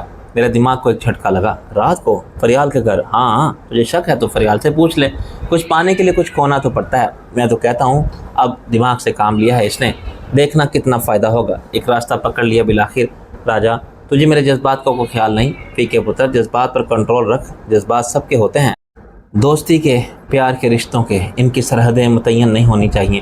جذبات کا ایک اور کنارہ دوسرے کو نہ کاٹے، اور کسی راستے پر ون وے ٹریفک نہ آئی، بات سمجھ میں؟ یہ بہت برا ہوا راجا، دنیا میں سب ہوتا ہے، اچھا بھی برا بھی، اسی کا نام زندگی ہے۔ فریال نے جذباتی رشتے چھوڑ کے کاروباری رشتے اپنائے تو اس کی مرضی۔ اس نے ایک بڑی مزے کی بات کی، کہنے لگی کہ جو آج صوبائی وزیر داخلہ ہے نا، معلوم ہے یہ ہمیشہ نہیں رہے گا، لیکن اس کے بعد جو آیا ہوگا وہ بھی تو مرد ہی ہے، یہ وزارت آج تک کسی عورت نے نہیں سنبھالی۔ راجا کہکا لگا کے اٹھ گیا۔ میں وہیں بیٹھا رہا، مجھے یوں لگتا تھا جیسے میں نے زندگی کے 8 برس گوا دیے ہیں، جن کو میں نے متاع کی طرح دنیا سے بچا کے اور دل سے لگا کے رکھا تھا۔ وہ محبت، زور و جواہر کا ایسا انمول خزانہ تھی جو خوش قسمتی سارے کھول در کھول کے قدرت نے مجھے عطا کیا تھا۔ حقیقت سے کتنی مختلف تھی وہ کنکر پتھر تھے جن کو میں نے ہر دے جا کے ان کا مالک ہونے پر غرور کرتا رہا۔ آج ساری دنیا جیسے پر خاندہ زن ہے، بے وقوف، عقل کے اندھے، پاگل۔ ڈاکٹر مہدی حسن کی اچانک آمد نے مجھے سنبھلنے پر مجبور کر دیا۔ میں نے ان کی حیرانی سے استقبال کیا۔ جی ڈاکٹر صاحب خیریت تو ہے؟ وہ میرے پاس بیٹھ کے، بالکل خیریت ہے، تمہارا وہ دوست شامی بادشاہ دلچسپ آدمی ہے، اس کی قوت ارادہ تو کمال ہے، میں سمجھتا ہوں کہ مہینہ بھر نہیں وہ 15 دن میں آ جائے گا یہاں، اس میں کمال آپ کا زیادہ ہے۔ انہوں نے اوپر انگلی اٹھائی، اس نے ایک اشارے سے سارا انتظام کیا، مجھے یہاں بھیجا، شامی کو زندہ رکھا، اس ہاسپٹل کا سودا کرا دیا، آپریشن آخری مرحلہ تھا، اس میں بھی کامیابی اسی نے دی۔ میں نے کہا ٹینا کا کیا حال ہے؟ میں اسی کا شکریہ ادا کرنے آیا تھا، تم نے وہ کام کر دکھایا ہے۔ میں نے ان کی نقل اتاری، انہوں نے ایک اشارے سے سارا انتظام کیا، مجھے وہاں بھیجا، وہ وحید بنا کے۔ وہ ہنس پڑے۔ حقیقت یہ ہے کہ میں بہت خوش ہوں، بس ایک خیال سے پریشانی ہوتی ہے کہ کیا وہ ایسی ہی رہے گی جیسی آج کل ہے؟ آخر کب تک حقیقت چھپائی جا سکتی ہے؟ کسی دن کہیں بھی وہ پھر تمہارے سامنے آ گئی اور اسے پتہ چل گیا۔ میں نے کہا میرا خیال ہے اب وہ ٹھیک رہے گی، کہتے تو دوسرے ڈاکٹر بھی یہی ہیں، لیکن میری تسلی کے لیے 100% یقین کے ساتھ نہیں۔ کل اچانک شائستہ کا فون آیا، وحید کا پتہ چل گیا ہے۔ میں تقریباً اچھل پڑا، وحید کا پتہ چل گیا ہے؟ انہوں نے جوش اور مسرت سے سر ہلایا۔ مجھے افسوس ہوا کہ پہلے مجھے یہ خیال کیوں نہیں آیا۔ میں نے تمہیں بتایا تھا کہ اس کے والد گورنمنٹ کالج میں پڑھاتے تھے اور میرے دوست تھے، عزیز بھی تھے۔ شائستہ سے عزیزداری دور کی تھی اور وہ خود بھی دور ہے، لیکن میرا بہت لحاظ کرتی ہے۔ میں نے اس کے سامنے یہ مسئلہ رکھا، یہ بھی بتایا کہ تم نے اس معاملے میں کیا کردار ادا کیا، اپنا بھی بتایا کہ میں اور احمد تمہارے ساتھ ہیں۔ پھر میں نے پوچھا کہ یہ ایک وحید آخر ہے کون؟ تم کو معلوم ہونا چاہیے، کیونکہ ٹینا جب تک لندن میں تھی تم سے ملتی تھی، خاصی دوستی تھی تمہاری۔ اس نے کبھی ذکر کیا؟ شائستہ نے کہا کہ ذکر ضرور کیا تھا اور میں جانتی ہوں کہ وہ کون ہے۔ میں نے کہا اچھا، شائستہ کو معلوم ہے؟ ہاں، ایک پاکستانی آرکیٹیکٹ ہے، مصور اور مجسمہ ساز بھی ہے۔ اس کے خیال میں وہ خپتی سے کچھ زیادہ ہے، عجیب چیز ہے، لمبے لمبے بال، داڑھی، مونچھ، ہر قسم کا نشہ کرتا ہے، اکیلا رہتا ہے لیکن صبح کہیں شام کہیں، ایک مخصوص دانشور قسم کے حلقے میں بہت پاپولر ہے، کام کاج کوئی نہیں کرتا۔ یہ میں نے بھی پوچھا تھا۔ شائستہ نے کہا کہ ایسے لوگ گزارے لائق کما ہی لیتے ہیں، فلیٹ اس کا بڑی اچھی جگہ پر ہے، گاڑی بھی قیمتی ہے، یہ سب پیسے کے بغیر نہیں ہوتا، مگر یہ بھی مشہور ہے کہ اس کو قدردانوں سے بہت کچھ مل جاتا ہے، ان میں بیشتر خواتین ہوتی ہیں۔ ظاہر ہے دولت مند جو پورٹریٹ بنواتی ہیں یا مجسمہ۔ شائستہ نے اس کا ذکر بڑی نفرت اور حقارت سے کیا کہ پتہ نہیں ایسے لوگ جن کی زندگی میں نہ کوئی سلیقہ ہے، نہ ڈسپلن، نہ اصول، نہ معمول، ان کو لوگ کیسے پسند کرتے ہیں، خصوصاً عورتیں۔ میں نے کہا یہ تو کوئی راسپوٹین قسم کا کردار بنتا ہے، لیکن ڈاکٹر صاحب اس کے ساتھ میری ایک فیصد مشابہت نہیں بنتی، پھر ٹینا نے کیسے مجھے وہی سمجھ لیا؟ یہ میں نے بھی کہا۔ وہ بولی کہ 4 سال ہو گئے ہیں اس نے نہیں دیکھا، ٹینا نے ایک بار ذکر کیا تھا اور بڑے شوق سے ملوایا تھا۔ میں نے تو کہا کہ لعنت تو تم پر، یہ انسان ہے کہ حیوان، مگر اس کا دماغ خراب ہو رہا تھا۔ ٹینا نے علی ظفر سے شادی کر لی تو میں نے خدا کا شکر ادا کیا۔ ڈاکٹر صاحب کیا علی ظفر سے ٹینا نے پسند کی شادی کی تھی؟ ایسا ہی ہوگا، لندن میں خود مختار تھی، کسی کا دباؤ نہیں تھا اس پر، وہ ایک ہی ہاسپٹل میں کام کرتے تھے، پھر یہاں آ گئے۔ برا نہ مانیے گا، کیا وہ وحید سے صرف متاثر تھی؟ وہ کچھ دیر سوچتے رہے۔ میں سمجھتا ہوں معاملہ اس سے زیادہ تھا، لیکن وہ آدمی کسی کے قابو میں آنے والا کہاں تھا، پتہ نہیں کتنی ہوں گی جو چاہتی ہوں گی کہ اس سے شادی کر لیں، مگر وہ کسی سے کرے تب۔ میں نے شائستہ سے کہا کہ اس کا سراغ لگائیں، ایسا شخص آسانی سے تلاش کیا جا سکتا ہے۔ لیکن رات کو یہی سوال میرے ذہن میں گردش کرتا رہا کہ اس نے تمہیں وحید کیوں سمجھا؟ یہ واقعہ ناقابل فہم ہے۔ یہ امکان نظر آیا مجھے۔ شائستہ 4 سال پہلے کی بات کر رہی تھی، وحید کا 4 سال پہلے کا حلیہ بتا رہی تھی۔ کیا پتہ اب وہ ایسا نہ ہو، جب شائستہ سے ملا تو ایسا ہی ہیپی اور خوش چیز ہو، بعد میں انسان کا بچہ بن گیا ہو، اپنی مرضی سے یا کسی کے کہنے پر۔ آپ کا مطلب ہے ٹینا کے کہنے سے؟ دنیا میں ناممکن کچھ بھی نہیں، اور جھاڑ جھنکار صاف ہونے کے بعد اس کا جو چہرہ ٹینا نے دیکھا ہوگا وہ تمہارے جیسا ہو۔ میں نے سر ہلایا۔ ایسا ہو سکتا ہے، لیکن پھر یہ سوال پیدا ہوتا ہے کہ ٹینا اس جنگلی کو کیسے انسان بنا دیا؟ وہ ٹینا کے کہنے سے کیسے بن گیا؟ اتنا اثر تھا ٹینا کا تو پھر شادی کیوں نہیں کی؟ یہ تحقیق طلب معاملہ ہوگا۔ وہ شادی کا قائل نہیں تھا یا شادی کے قابل نہیں تھا۔ میں ایک ڈاکٹر کے ذہن سے سوچتا ہوں، چلو ٹینا سے نہ صحیح کسی سے تو کرنا، چوائس اس کا تھا۔ خیر پتہ چل جائے گا، شائستہ کی رپورٹ آنے دو۔ ڈاکٹر صاحب فرض کریں اس کا سراغ مل گیا، پھر وہ لوٹ کے پاکستان کیوں آئے گا؟ ایسے شخص کو بھلا کون قائل کر سکتا ہے؟ وہ مایوس نظر آنے لگے۔ کوشش کے بغیر میں نہیں کہوں گا کہ وہ ماؤنٹ ایورسٹ سر نہیں ہو سکتی اس عمر میں بھی۔ پھر وہ ہنسے اور بولے، یار اتنی دیر ہو گئی ابھی تک چائے کو بھی نہیں پوچھا تم نے؟ ڈاکٹر مہدی حسن کی شخصیت نے مجھے حیران کر دیا۔ اس عمر میں بھی وہ نا امیدی کے قائل نہیں تھے، جدوجہد کیے بغیر ہار نہیں مانتے تھے۔ ان کی قوت ارادی ان کی جسمانی صحت سے کہیں زیادہ قابل رشک تھی۔ وہ آج بھی ایک بیٹے اور بیٹی کے لیے زندگی آسان بنا رہے تھے، ان کے راستوں کے کانٹے چن رہے تھے۔ انہیں اسی سے فرق نہیں پڑتا تھا کہ بیٹا جسمانی طور پر معذور ہے اور بیٹی ذہنی طور پر۔ بے شک یہ معذوری ایسی نہیں تھی کہ وہ ایک اچھی اور کامیاب زندگی نہ گزار سکیں۔ ڈاکٹر مہدی حسن کی عمر کے لوگ عملی زندگی سے ریٹائر ہونے کے بعد پوتوں نواسیوں والی زندگی انجوائے کر رہے تھے۔ اگلے دن رات کو سونے سے پہلے مجھے نور نے فون کیا۔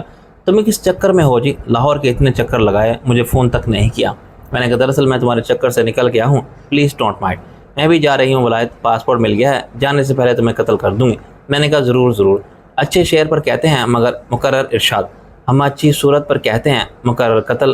ایک بار تو کر ہی چکی اور کتنی بار کرو گی؟ تم نے اخبار دیکھا؟ کون سا اخبار؟ کب کا اخبار؟ جناب کریلا صاحب کے فرزند ارجمند کی شادی خانہ آبادی کے رپورٹ والا اخبار، رنگین تصاویر کے ساتھ۔ میں نے کہا فریال کے رقص کی تصاویر دیکھی تم نے؟ ہاں، خاص طور پر شاید تمہاری لگائی گئی ہوں گی۔ میں نے کہا کوئی اور بات کرو۔ اسی وقت لیلا بھابھی نے دروازہ کھول کے جھانکا۔ میں نے فون بند کر دیا، جس کا نور نے یہ مطلب نکالا کہ میں نے غصے میں فون بند کر دیا۔ آئیے بھابھی۔ وہ میرے پاس آ کے بیٹھ گئی۔ ایک خاص بات کرنی تھی تم سے دیور جی۔ میں حیران ہوا کہ کیونکہ عرصہ ہوا انہوں نے مجھے دیور جی کہنا چھوڑ دیا تھا۔ جب فاروقی نے چھوڑا تو میں نے کہا فرمائیے۔ میں جانا چاہتی ہوں واپس۔ مجھ پر حیرت کا پہاڑ ٹوٹ پڑا۔ واپس؟ فاروقی کے بعد؟ انہوں نے سر ہلایا۔ میں یہاں نہیں رہ سکتی۔ یہ آپ کا فیصلہ ہے یا اس نے کہا ہے؟ میں دم بخود بیٹھا رہا۔ بھابھی کے چہرے پر ایک رنگ آیا۔ اس نے ہی کہا ہے۔ خاموشی کا ایک وقفہ آیا۔ ٹھیک ہے بھابھی، لیکن اس کا کیا ہوگا؟ وہ بھی کہا۔ انہوں نے آ بھری۔ اس کی وجہ سے تو مجھے ماننی پڑی ہے یہ بات، وہ میرے ساتھ جائے گا۔ آپ نے سریا سے پوچھا؟ فاروقی کو بتایا۔ انہوں نے اقرار میں سر ہلایا۔ سریا خوش ہے، اس کی جان چھوٹی۔ فاروقی کہتا ہے اللہ نے ایک بیٹا دے دیا ہے تمہیں بالآخر، ہم مل کے اسے پالیں گے، اور میں نے مان لی اس کی بات صرف وہ بھی کے لیے۔ اگر وہ اس ڈائن ماں کے پاس رہا تو وہ اسے مار ڈالے گی، وہ اس کی دشمن ہو رہی ہے۔ نئی بات کیا ہوئی؟ تم نے بھی دیکھا ہوگا کیسے پنجے جھاڑ کے احمد حسن کے پیچھے پڑی ہے، پریشان کر دیا اسے۔ کل اس کے ابا آئے تھے تم سے ملنے، یہی بات کرنے آئے ہوں گے اپنے بیٹے کے لیے۔ میں نے چکنا ہو کے کہا نہیں، انہوں نے احمد حسن کی تو کوئی بات نہیں کی۔ بھابھی کے کچھ کہنے سے پہلے باہر سے ایک چیخ سنائی تھی۔ میں ایک دم اٹھ کے دوڑا۔ سریا کے کمرے کے بند دروازے پر شہناز اکیلی کھڑی تھی۔ راجہ ابھی کمرے سے نکلا تھا۔ مجھے دروازے کے نیچے ایک سرخ لکیر آگے بڑھتی دکھائی دی۔ یہ خون تھا۔ شہناز کی صورت پر ہوائیاں اڑ رہی تھی اور کچھ کہنے کی کوشش میں اس کے حلق سے آواز نہیں نکل رہی تھی۔ مجھ سے پہلے راجہ نے بھی کمرے کا دروازہ کھولنا چاہا، لیکن دروازہ اندر سے بند تھا۔ شہناز نے دروازے پر ہاتھ مارا اور چلا کے کہا سریا دروازہ کھولو۔ سریا کی طرف سے کوئی جواب نہ آیا۔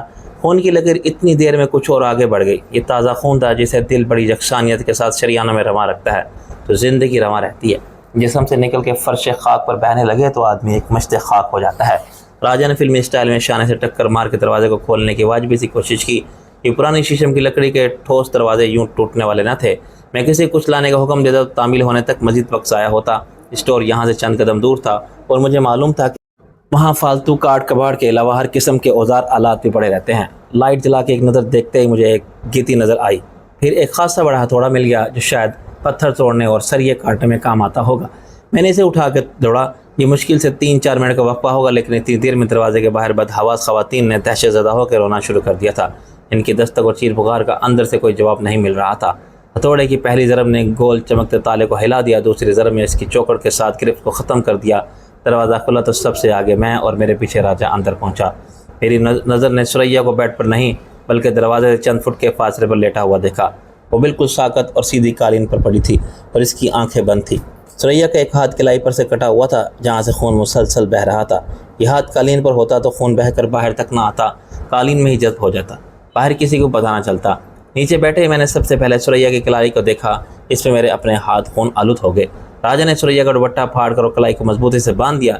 इस वक्त तक मैंने सुरैया के दिल की धड़कन और नफ्स की रफ्तार देख ली थी। राबिया और लैला भाभी मुसलसल रोते हुए पूछ रही थी, रफ़ीक क्या सुरैया मर गई, बताओ। शहनाज ने एक डॉक्टर के हौसले से काम लेते हुए सुरैया के पास बैठकर इसकी आंखों को खोल के देखा, फिर स्टेथोस्कोप लगा कर दिल की धड़कन शुमार की जो इसकी मुस्तैद मामन रेशम बर वक्त ले आई थी। इसे ऊपर लेटाओ। शहनाज ने राजा से कहा और स्टेथोस्कोप देकर रेशम से ब्लड प्रेशर की पैमाइश का आला ले लिया। लैला भाभी और राबिया को यह अंदाज़ा हो गया कि सुरैया जिंदा है। अब इनका सवाल बदल गया था। वो बार बार पूछ रही थी क्या ये जिंदा रहेगी। आंसू बहाने का अमल साथ जारी था। शहनाज ने इनकी तरफ देखा। अल्लाह का शुक्र है वक्त पर पता चल गया। काफ़ी खून ज़ाया हो गया लेकिन ये बच जाएगी। मैंने भी इस ऐलान के साथ सुकून और इत्मीनान की गहरी सांस ली और अफसोस से सर हिलाया। पागल लड़की, इसने ऐसा क्यों किया कज़न? राबिया ने अपने आंसू पोंछे। इस सवाल का सही जवाब दिया जा सकता है लेकिन मैंने टाल दिया। जब ये होश में आ जाए तो इससे पूछना। अब बेहतर होगा कि आप शहनाज को काम करने दें। मेरी बात मुकम्मल होने से पहले अहमद हसन अंदर आ गया। ये क्या है, क्या हुआ है सुरैया को? जवाब राबिया ने दिया। इसने खुदकुशी की कोशिश की, अपनी कलाई काट ली इसने। अहमद हसन का रंग फक हो गया। कलाई काट ली? मैंने इसके कंधे पर थपकी दी। She will be okay. इसने जैसे मेरी बात ही नहीं सुनी। वो करीब जाकर सुरैया पर झुक गया। काफ़ी खून बह गया है। शहनाज ने इसकी तरफ देखे बगैर अपना काम जारी रखा। हाँ लेकिन खतरा नहीं, तुम भी देख लो। अहमद हसन ने यह सवाल नहीं किया कि सुरैया ने बेवकूफ़ी क्यों की। मेरी तरह वो भी इस सवाल का जवाब जानता था और जवाब में इसके चेहरे पर एतराफ़ जुर्म की तरह पड़ सकता था। वो सीने पर हाथ बांध के सीधा खड़ा हो गया और पलक झपकाए बगैर सुरैया को देखता रहा। रेशम उम्मीद से थी राबिया ने गलती की और इससे कह दिया कि वो फ़र्श साफ़ कर दे वरना खून जम जाएगा। ये इंतहाई नाखुशगवार फरीज़ा था लेकिन रेशम ने इनकार नहीं किया। वो एक बाल्टी में थोड़ा सा पानी लाई और फ़र्श को गीले कपड़े से रगड़ने लगी। अचानक इसने लाबी में और वहीं फर्श पर गिर गई। शहनाज ने नाराज़गी से कहा, ओफ़ो, इसे कहाँ लगा दिया इस काम पर? राबिया ने कहा, मुझे क्या मालूम था ये इतनी नाजुक मिजाज है। ये नाजुक मिजाजी की बात नहीं राबिया। बहुत से लोग ना खून देख सकते हैं ना इसकी महक बर्दाश्त कर सकते हैं। ये सर्जिकल शॉक होता है। इसकी हालत तो वैसे ही ठीक नहीं। ये नई इमरजेंसी ज़्यादा सीरियस नहीं थी। रेशम को खींच के कुछ फासले पर सीधा लिटा दिया गया। अहमद हसन ने भी कहा कि इसे किसी दवा की ज़रूरत नहीं, कुछ देर में इसे खुद ही होश आ जाएगा। सुरैया की देखभाल के लिए शहनाज काफ़ी थी। रेशम के पास लैला भाभी बैठ गई। हम 4 अफराद कमरे में गैर ज़रूरी थे। राजा और अहमद हसन खुद ही मेरे साथ बाहर निकल आए। राबिया को मैंने निकाला और ज़बरदस्ती सोने के लिए भेज दिया। राजा, मैं और अहमद हसन कुछ देर कॉरिडोर में खड़े रहे। अगर से शहनाज ने सबको यकीन दिला दिया था कि फ़िक्र या परेशानी की कोई बात नहीं, लेकिन नींद सबकी उड़ गई थी। राजा ने रज़ाकाराना तौर पर किचन से काफ़ी बना के लाने का इरादा ज़ाहिर किया। अहमद हसन आहिस्ता आहिस्ता मेरे साथ चलने लगा। रफ़ीक साहब, मैं आपसे कुछ कहना चाहता हूँ। मैंने दोस्ताना अंदाज में इसके कंधे पर हाथ रखा। ऐसी जल्दी क्या है आखिर? वो मेरे लहजे से चुका। आपको मालूम है, मुझे अंदाज़ा है, किसी एहसास जुर्म में मुब्तला होने की ज़रूरत नहीं। अहमद हसन, तुमने कुछ नहीं किया। मैं बरामदे की एक कुर्सी पर बैठ गया। मेरे सामने बैठ गया, लेकिन ये मेरी वजह से हुआ है। मैं ऐसा नहीं समझता ये सुरैया की बेवकूफ़ी और कुछ नहीं। मैं इसे समझा लूँगा। मैंने भी इसे बहुत समझाया था मगर वो समझते ही नहीं। मैं आपको बताने वाला था। मैंने कि बताने वाली कौन सी बात थी, हम सब देख रहे थे। वो अपनी सफाई पेश करने लगा। यकीन कीजिए मैंने ऐसी कोई बात नहीं की जिससे गलत फहमी पैदा हो। जज्बात के खेल में ये भी होता है, सारा खेल एक तरफा हो जाता है, कभी मर्द की तरफ से कभी औरत की तरफ से। लड़कियाँ ज़्यादा जज्बाती होती हैं। तुम बेवकूफ़ी कह लो। मर्द बाज़ औक़ात ज़बरदस्ती करते हैं लेकिन ज़िंदगी की गाड़ी एक पहिए पर नहीं चल सकती। फिर आप इसे समझाइए। मैंने कहा मैं पूरी कोशिश करूँगा और उम्मीद है वो समझ जाएगी। दरअसल वो भी एक फ़रेब खोरदा मज़लूम लड़की है। पुराने ज़ख्म अभी मंदमल नहीं हुए, नए ज़ख्म कहाँ बर्दाश्त कर सकती है। वजह है वह दोबारा यह हरकत ना करे। ऐसा आम तौर पर नहीं होता। इसकी वजह तो माहिरीन नफ्सियात भी बता सकते हैं। कोई एक बार अपनी जान लेने की कोशिश में नाकाम हो जाए तो दूसरी कोशिश नहीं करता। शायद अपनी बेवकूफ़ी का एहसास हो जाता है। समझ में आ जाती है कि ज़िंदगी बड़ी नेमत और काबिल कदर चीज़ है। एक बार गंवा के कितना बड़ा नुकसान होता है जिसकी तलाफ़ी भी मुमकिन न थी। खुदा करे वो समझ जाए, वरना क्या? मैंने पूछा, मैं चला जाऊँगा यहाँ से, हालांकि मुझे बहुत अफसोस होगा। मैंने कहा तुम ऐसा कुछ नहीं करोगे, हम सब यहाँ रहेंगे। ये ज़िंदगी के मसाइल भी हमारे अपने हल हो जाएंगे। बस सुरैया की इमरजेंसी 2 दिन बरकरार रही। इसकी देखभाल पूरी तरह शहनाज ने की। वो हॉस्पिटल जाती थी तो रेशम को हदायत देकर इसके पास छोड़ जाती थी। बाकी वक्त हम सब चक्कर लगा के इसका हाल पूछते रहते थे। खून बहने से इसका रंग पीला पड़ गया था। वो बेहद कमज़ोर हो गई थी। होश में आने के बाद वो रोती रही। इसकी दिलजोई सब ने की। सबसे ज़्यादा इसे लैला भाभी ने समझाया। इसे अपनी हरकत पर दुख से ज़्यादा शर्मिंदगी थी। वो शहनाज से पूछती रही कि रफ़ीक भाई तो मुझसे बहुत खफा होंगे। दूसरे दिन इसने मेरा हाथ पकड़ लिया और रोने लगी। रफ़ीक भाई, مجھے معاف کر دیں، مجھے معلوم ہے آپ سخت ناراض ہیں۔ میں نے اس کے ماتھے پر بوسہ دیا۔ یہ ناراضگی کی بات نہیں ہے سریا، افسوس کی بات ہے۔ خدا نخواستہ تمہیں کچھ ہو جاتا تو اچھا تھا، آپ کی جان بھی چھوٹ جاتی۔ میں نے کہا ایسی بے وقوفی کی بات کرو گی تو میں واقعی ناراض ہو جاؤں گا۔ تم یہاں آ گئی ہو تو پھر ہم سب کی طرح اس خاندان میں شامل ہو اور ہمیشہ رہو گی۔ ہم سب تمہیں خوشی دیکھنا چاہتے ہیں۔ خوشی کیا مانگنے سے مل جاتی ہے؟ میں نے کہا کوشش کرنے سے ضرور مل جاتی ہے۔ چلو اب تم آرام کرو۔ فوری طور پر مجھے اس مسئلے کا حل نظر نہیں آ رہا تھا۔ دل کے معاملے میں کسی کو دماغ کی بات سمجھانا ناممکن ہو جاتا تھا۔ چند دن پہلے میں نے جو سین دیکھا تھا اب پوری طرح میری سمجھ میں آ رہا تھا۔ اخلاق اور شائستگی سے کام لیتے ہوئے احمد حسن نے سریا کو ٹالنے کی اور یہ سمجھانے کی پوری کوشش کی تھی کہ محبت کرنا اس کے اختیار کی بات نہیں، لیکن سریا نے شاید یہ سمجھ لیا تھا کہ مرد کے دل کا قلعہ کتنا ہی مضبوط کیوں نہ ہو، عورت اگر ہمت نہ ہارے تو اسے بالآخر تسخیر کر ہی لیتی ہے۔ اسے بس آرزو کی خاک شدہ سریا کے امیدوں کا محل زمین بوس ہو گیا جب احمد حسن نے تنگا کے اخلاق اور مروت کو بالائے طاق رکھا اور سخت حوصلہ شکن اور دو ٹوک الفاظ میں سے بتا دیا کہ وہ محض اپنا وقت ضائع کر رہی ہے، اسے سخت ناپسند کرتا ہے اور اگر دنیا میں وہ آخری لڑکی ہو تب بھی اسے شادی کرنے پر خودکشی کو ترجیح دے گا۔ یہ الفاظ وہی ہیں جو احمد حسن نے استعمال کیے تھے اور مجھے بعد میں بتائے۔ اس کے بعد میں نے اتفاق سے دروازہ کھول کے جھانکا تو احمد حسن سخت طیش میں تھا اور سریا رو رہی تھی۔ سریا نے سخت ذلت رسوائی محسوس کی اور اپنی شکست کو احمد حسن کے لیے سزا بنا دیا کہ تم خودکشی مت کرو، میں کر لیتی ہوں۔ بظاہر طوفان آ کے گزر گیا اور پیچھے تباہی کے آثار چھوڑ گیا تھا۔ اس کے بعد کیا ہوگا؟ سریا اور احمد حسن کے تعلقات کی نوعیت کیا ہوگی؟ احمد حسن تو شاید معاف کر دے اور بھول جائے، لیکن کیا سریا اپنے جذباتی رشتے کو ختم کر کے دوبارہ اس کے ساتھ ویسے ہی رہ سکے گی جیسے رابعہ رہتی ہے؟ وہ اپنے دل سے اس کی محبت ختم ہونے کے بعد پیدا ہونے والی نفرت پر کیسے قابو پائے گی؟ مجھے دونوں کام ایک جیسے مشکل لگتے تھے۔ نہ میں احمد حسن کو قائل مجبور کر سکتا تھا کہ وہ سریا کو پسند کرے، نہ سریا پر اختیار رکھتا تھا کہ اسے کہیں اور دل لگانے کا مشورہ دوں۔ وہ پہلے ایک نفسیاتی شوق میں تھی۔ وہ اپنی دھوکے سے ہونے والی شادی اور طلاق کو اپنی زندگی سے یوں کاٹ کے الگ کرنا چاہتی تھی جیسے سرجن کسی ناسوردہ اعضاء کو کاٹ کے جسم سے الگ کر دیتا ہے۔ اس حد تک کہ وہ اپنے بیٹے سے بھی جان چھڑانے کا فیصلہ کر چکی تھی جو اس کی شادی شدہ زندگی کی نشانی تھا۔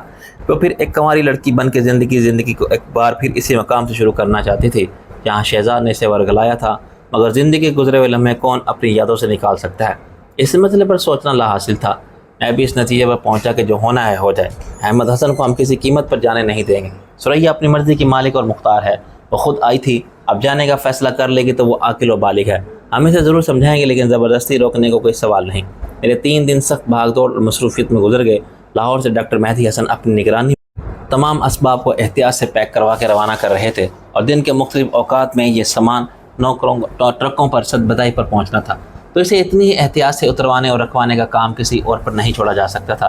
اندازہ یہ تھا کہ اس ایکوپمنٹ میں سے کچھ ہمارے ہاسپٹل کے موجودہ عمارت میں لگ جائیں گے، لیکن باقی کے لیے اضافی تعمیر ضروری ہوگی۔ غنی نے کم سے کم وقت میں یہ کام کی ذمہ داری قبول کر لی تھی اور میں دیکھ رہا تھا کہ وہ دن رات بھاگا پھر رہا تھا۔ ایک کامیاب آپریشن کے بعد شامی بادشاہ تیزی سے صحت یابی کی جانب بڑھ رہا تھا۔ ڈاکٹر مہدی حسن کے گھر میں اس کی دیکھ بھال اور تیمارداری کے سارے فرائض ان کی بیٹی ٹینا نے سنبھال لیے تھے۔ وہ خوش بھی تھے اور متفکر بھی کہ ٹینا کو مجھے دیکھ کر اپنے نفسیاتی مرض کے چنگل سے نکلانا کسی معجزے سے کم نہ تھا، لیکن وہ جانتے تھے کہ یہ معجزوں کا زمانہ نہیں، یہ عقل و نظر کا ایک فریب تھا جس نے ٹینا کو خوش فہمی کا شوق دیا تھا، جیسے کوئی بے خوابی کا مریض انجیکشن سے پرسکون ہو کے سو جائے۔ انجیکشن کا اثر ختم ہوگا تو کیا ہوگا؟ یہی خیال ڈاکٹر مہدی حسن کو پریشان کرتا تھا۔ اگر ٹینا پر حقیقت کھل گئی کہ میں وحید نہیں تو وہ واپس اپنے ڈپریشن کی قید میں چلی جائے گی۔ ایسا نہیں ہونا چاہیے، لیکن ایسا نہ ہونے دینا کس کے اختیار میں تھا؟ کسی دن وہ اچانک صد بدائی آ جائے، اپنے باپ سے اور بھائی سے ملنے اور اپنے وحید کو یعنی مجھے دیکھ لے، یا لاہور میں کہیں اس کا میرا آمنا سامنا ہو جائے تو اسے پتہ چل جائے کہ وہ سب جھوٹ تھا، نہ میں وحید ہوں نہ وہ لندن گیا ہوں۔ اس کا علاج صرف ایک تھا کہ وحید کو لندن سے لایا جائے۔ یہ بھی کسی کے اختیار میں نہ تھا کہ ابھی تو کسی کو معلوم ہی نہیں تھا کہ وحید آخر ہے کہاں، اور معلوم ہو جائے تو کیا وہ ٹینا کے لیے اس حد تک جائے گا کہ یہاں آ جائے؟ اب تک کیا پتا کہ اس کی شادی ہو چکی ہو، اس کے بچے ہوں۔ راجہ اور میں شام کے وقت لان پر آلتی پالتی مارے انہی معاملات پر گفتگو کر رہے تھے کہ ڈاکٹر مہدی حسن کی گاڑی اندر آ گئی۔ انہوں نے ہمیں دیکھا اور سیدھے ہماری طرف آ گئے۔ وہ کچھ تھکے ہوئے تھے لیکن اس سے زیادہ پریشان نظر آ رہے تھے، مگر کوشش کر رہے تھے کہ ان کی پریشانی ہم پر ظاہر نہ ہو۔ بھائی پہلے چائے، انہوں نے ایک کرسی پر گر کے کہا۔ کیوں نہیں؟ میں نے کہا کیسے حالات ہیں؟ انہوں نے سفید بالوں پر ہاتھ پھیرا۔ ٹھیک ہے، اللہ کا شکر ہے، ہسپتال کا ساز و سامان میں نے سب پیک کروا دیا تھا، کافی تو پہنچ گیا، باقی بھی آ جائے گا کل تک۔ تمہارے دوست ریکور کر رہا ہے اور ٹینا وہ بھی ٹھیک ہے، اسے دیکھ کے خوشی ہوتی ہے اور لگتا ہے جیسے وہ بڑی مہارت اور کامیابی سے کسی سے کیے ہوئے رسے پر چل رہی ہے۔ نہ جانے کب توازن بگڑے تو وہ اچانک چپ ہو گئے۔ ایک خادمہ نے درمیان کی میز پر چائے رکھی اور خاموشی سے لوٹ گئی۔ ریشم کو گھر کے کاموں سے کچھ ریلیف دینے کے لیے چند نئی خادمائیں رکھی گئی تھی جو سب کی نظر حویلی میں کام کرنے والے مردوں کی بیوی بیٹیاں بہن تھی. ابھی مجھے سب کے نام ہی معلوم نہ تھے. انہیں حویلی میں کام کے آداب خود ریشم سکھا رہی تھی. میں نے نوٹ کیا کہ ڈاکٹر مہدی حسن کی خاموشی میں کوئی راز پنہا ہے. چائے پیتے ہوئے کچھ سوچ رہے تھے. آپ کچھ اپسٹ ہیں ڈاکٹر صاحب؟ وہ چونکہ اپسٹ نہیں کوئی خاص بات ہے. انہوں نے چائے کا کپ رکھ دیا. خاص بات تو ہے اور سچ پوچھو تو اسی لیے مجھے آنا پڑا. مجھے معلوم ہے کہ یہ جو لڑکی ہے سریا، اس نے اپنی جان لینے کی کوشش کی تھی. جی عجیب حرکت کی اس نے. مجھے احمد نے بتایا تو دکھ ہوا. میں نے اکثر دیکھا ہے اسے کہ بڑے انہماک اور جذبے کے ساتھ اس کی ایسی باتیں کرتی ہے ہاسپٹل میں. اتنی پیاری لڑکی ہے. بدقسمتی سے اس کی شادی کا تجربہ ناکام رہا. احمد حسن نے کل رات دوبارہ بات کی تھی. میں کب سے سوچ رہا تھا کہ احمد کو اب شادی کر لینی چاہیے. مائیں پیچھے پڑے بیٹوں کو مجبور کر دیتی ہیں. میری بات کو وہ ٹال جاتا ہے. کہتا ہے کہ اپنے ساتھ کسی اور کی زندگی کیوں خراب کروں. میں نے کوشش کی، چھوڑ دی تھی. میں نے انہیں غور سے دیکھا. کیا اب وہ تیار ہے؟ انہوں نے اقرار میں سر ہلایا. یس. میں نے سمجھانے کی کوشش کی تھی کہ اچھا برا وقت زندگی میں آ جاتا ہے. ٹینے کے ساتھ جو ہوا ایک حادثہ تھا. ہو سکتا ہے کبھی وہ اس کے اثر سے نکل آئے. یہ لڑکی سریا ہر لحاظ سے مجھے پسند تھی. صورت، سیرت، عادت و اطوار. ایک آدمی کو اور کیا چاہیے. اسے سہارے کی ضرورت بھی تھی اور میں نے احمد کے ساتھ اس کی کچھ جذباتی وابستگی بھی دیکھی ہے. ممکن ہے میرا وہم ہو. میں نے لپک کر کہا. یہ ہرگز آپ کا وہم نہیں ہے. احمد حسن نے کہا کہ میری تو ہمت نہیں پڑتی آپ سے بات کریں. میں نے کہا اگر احمد حسن آپ کی بات نہیں ٹال سکتا تو سریا مجھے انکار نہیں کر سکتی. اور جب میاں بیوی راضی. انہوں نے تروید میں سر ہلایا. نہیں رفیق میاں، تم غلط سمجھے ہو. وہ سریا سے شادی نہیں کرنا چاہتا. میں نے حیرانی سے کہا. پھر وہ کس سے شادی کرنا چاہتا ہے؟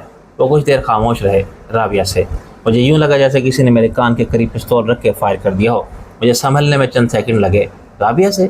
یہی مسئلہ تھا جس کے لیے خود مجھے آنا پڑا. میں رات بھر سوچتا رہا کہ بات کروں یا نہ کروں. میں نے کہا کیا اس نے یہ بات کی؟ رابعہ کی رضامندی سے کی ہے. اس نے آپ کو کچھ بتایا؟ انہوں نے پھر نفی میں سر ہلا دیا.